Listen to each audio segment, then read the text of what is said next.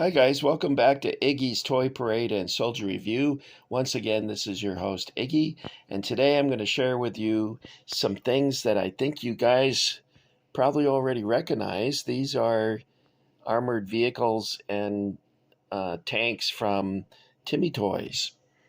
Now, if you're in your 40s or 50s, you probably owned quite a bit of these when you were a kid. They're easily had. A lot of you guys would go to the grocery store with your mom, and she would, to keep you quiet or well behaved, she would pick up one of these tanks in the toy aisle at the supermarket. So they were rather ubiquitous back in the 60s.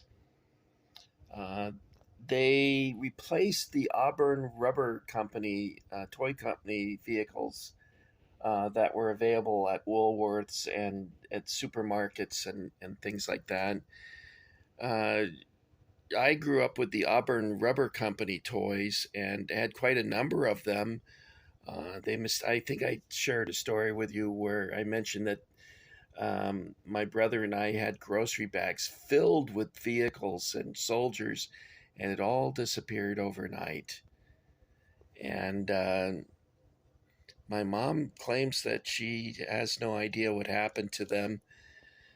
We were getting carpet put into the house, and the day after the carpet guys left, the soldiers were missing. So I don't know. It's I can't prove without having seen them do it. But at any rate, the vehicles they all disappeared. But kids in the 70s and late 60s had these Timmy toy vehicles.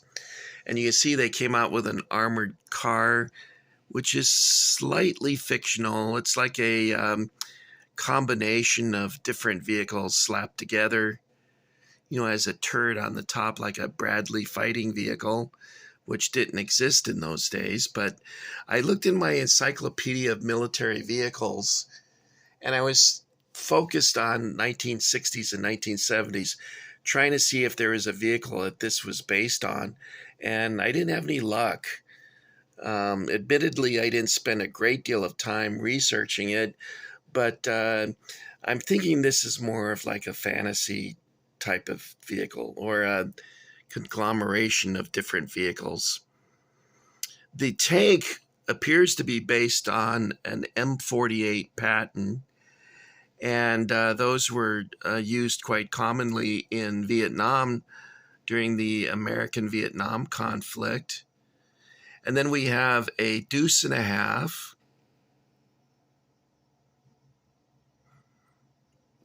Anyone who was in the Army has spent some time, or perhaps even in the Marines or any branch of the service, I suppose, in the back of one of these bouncing around. I remember we were going down this dirt road, and I was sitting on the bench, and there was three other guys in the truck with me. We'd all been detailed to, I guess we were taking ammunition out of the dump and putting them onto trucks. Um, I remember it was hard work because the 105 millimeter shells were pretty heavy. I can't remember exactly how heavy they were, but I'm guessing they were like 70 pounds or something like that. They were pretty heavy. So if you were a loader, you got upper body strength pretty quickly. At any rate, what was I saying? Oh yeah, I was sitting in the back of this, and there's three guys, and they were laying down. There's like this wooden bench that was go along uh, either side of the canopy here. There'd be a wooden bench along here, and they were laying down on these benches, and they were sound asleep. In fact, they were snoring. And every time we hit a bump, their bodies would literally lift up off the shelf or the seat and then slam back down. And not one of them woke up. That's how far gone they were. And I just wish I could sleep like that. But these guys they were gone. And it was really amusing to see their bodies fly up and then slam down. and none of them even groaned. They just were sound asleep. Anyway, I don't know why I got into that, but I drove one of these. I had to get a license, and they put me in one of these. I'd never driven a stick shift before in my life, and the tester said that I did better than anyone. And I'm like, that's got to be impossible. I don't know how to drive these things. But I think the reason why I said that is because I was terrified, and I was definitely not trying to show off because I was so scared. And because of that, I was a cautious driver and driving perhaps a little slower. And the other guys were trying to show off, and that's why the tester, I think, thought that I was better because those guys had more experience by far. But that's the Army. Now, the tanks came in different shades of green, and also it depends on the origins of the tank. For instance, in the 1980s, they had buckets of soldiers that were made in China, and they came with the tanks in like this gray color. Some of them were in this sort of Kelly green color. But the ones that you probably had as a kid were either this shiny OD green or this shiny tan color. Now, they made the tan color to represent opposition forces without actually making an opposition tank. The cannon that they produced to go along with the Jeep, what I do with the Jeep, there's the Jeep.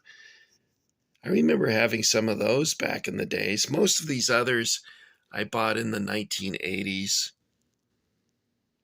The Jeep came with a little field piece here that you see here, and it's so primitive looking that it looks like one of those dummy artillery pieces that they would set up to fool aerial reconnaissance into thinking that they had more artillery than they did. But you see, it's very, very, very basic. No details whatsoever. The tank is not bad, though. I mean, it's got the grills on the back so you could access the fuel port and check the oil and stuff. And it has the this here is when you are in travel mode. This is the travel lock. You would turn the turret, such as this, and then the barrel of the gun would be locked onto that ring. And the driver, of course, sat in the front over here, and it gave him better visibility for driving the tank on the highway. Also, they would transport him on trains that way. I've never seen him transported on a truck, but they also did that too. I did see them, a train load of them going on the, not the Autobahn, what do they call their rail system? The Zumzug, I can't think of it now. Now, for size comparison, there's also different shades for the trucks too, as you can see there. One's a more traditional OD green, and the other one is a more, somewhat of a, not quite a forest green, but it's a little darker. I set up some Marks Marines here to act as a size comparison. And I have quite a number of these. These, I believe, are reproduction figures. And one way you can tell that is you go to the bottom, and you'll note that in this crater, circular crater, it doesn't say Marks, whereas original Marks will be stamped with the Marks logo. That's not always a surefire indicator, however, because some figures made in Mexico still said Marks on them. They hadn't etch the mold out to obliterate the Marx logo. So you have to be careful when someone says they're selling you original Marx figures. I guess that complicates things somewhat, doesn't it?